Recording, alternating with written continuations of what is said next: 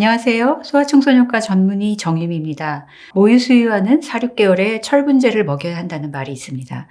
혼합수유와도 모유, 분유 비율을 알 수가 없기 때문에 철분제를 먹여야 한다고도 합니다. 모유수유를 하면 빈혈이 더 잘 생긴다는 속설, 사실일까요? 그리고 철분이 부족한지 충분한지 확인도 하지 않고 무조건 철분제를 먹이는 것이 과연 아기에게 득이 될까요? 해가 될까요?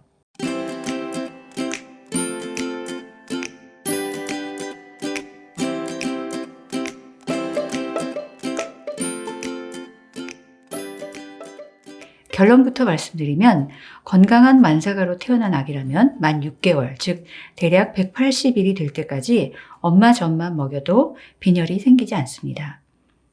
왜냐하면 임신 중에 엄마가 전해준 저장철로 그때까지 잘 지낼 수 있기 때문입니다. 하지만 예정일보다 일찍 태어나거나 주수에 비해 몸무게가 작게 태어난 아기는 저장철이 부족할 수 있기 때문에 더 일찍 철분 보충을 시작합니다.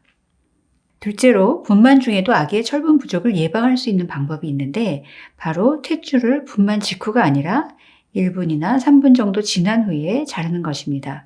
즉 제대 결찰 시간을 적정하게 미루는 이 방법은 현재 세계보건기구나 미국 산부인과학회 등 전문가 단체들이 권고하고 있는 아주 효과적이고 안전한 조치입니다. 이처럼 탯줄을 묶는 시간을 조절해서 얻는 효과는 젖을 먹이던 분유를 먹이던 마찬가지겠죠. 셋째, 젖을 먹이는 엄마에게 빈혈이 있다고 해서 전량이 부족하거나 철분이 모자란 젖이 나오는 것이 아니라는 점입니다.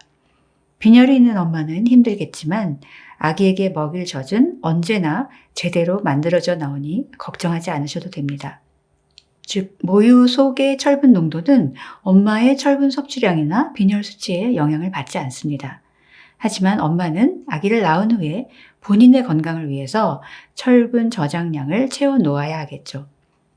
모유 수유하는 엄마의 하루 철분 요구량은 9mg으로 이 양은 일반 여성의 반, 임산부의 3분의 1에 불과합니다. 이처럼 젖 먹이는 엄마에게 오히려 철분이 많이 필요하지 않은 이유는 젖 먹이는 동안 오랫동안 월경이 시작되지 않아서 철분 손실이 아주 적어지기 때문입니다. 넷째, 대개 빈혈이 생기는 시기는 이유식을 시작할 때부터입니다. 젖을 먹이던 분유를 먹이던 6개월부터는 이유식을 시작해야 하는데 우리나라에서 모유를 먹이는 엄마들이 가장 많이 하는 실수가 아기에게 고기를 잘 먹이지 않는 것입니다. 6개월부터는 정말로 고기를 먹이는 것이 중요합니다. 한국에서는 아기가 6개월이 넘어서도 원령에 맞게 철분이 풍부한 이유식을 충분히 먹이지 않아서 젖을 일찍 끊는 경우가 정말 많습니다. 갈수록 젖만 빨려고 하다 보니까 체중이 잘 늘지 않고 철분이 부족해져서 식욕이 떨어지고 짜증이 늘고 밤에도 자주 깨서 먹어서 충치가 생기는 등 여러 문제로 고생을 하게 됩니다. 때문에 2023년 8월 14일 오늘 태어난 아기라면 2024년 2월 14일경부터 쌀죽으로 이유식을 시작하고 하루 이틀 후에 쌀에 고기를 넣어서 먹이기 시작해야 합니다. 그러려면 5개월 정도부터 이유식에 대해서 공부하고 계획을 잘 세워서 준비해야 하겠죠. 물론 모유의 철분은 분유에 들어있는 철분보다 흡수율이 높기는 하지만 그 양이 아주 적기 때문에 6개월부터는 필요한 철분을 거의 대부분 고기, 주로 소고기, 돼지고기 같은 붉은 육류로 가끔은 닭고기 같은 것으로 섭취해야 합니다. 그럼에도 불구하고 모유 수유와는 철분이 부족할 수 있어서 이유식 시작 전 4, 6개월에 철분을 보충해야 한다고 하는 말은 어찌된 일일까요? 이는 2010년 미국 소아과학회 영양분과에서 발표한 한 문헌에서 시작이 되었습니다. 하지만 10년이 지난 2020년 미국인 시기지침 2020-2025를 만들면서 자문위원회가 미국 농림부와 보건복지부에 보고한 과학 보고서는 이에 대한 반대 입장을 분명히 밝히고 있습니다.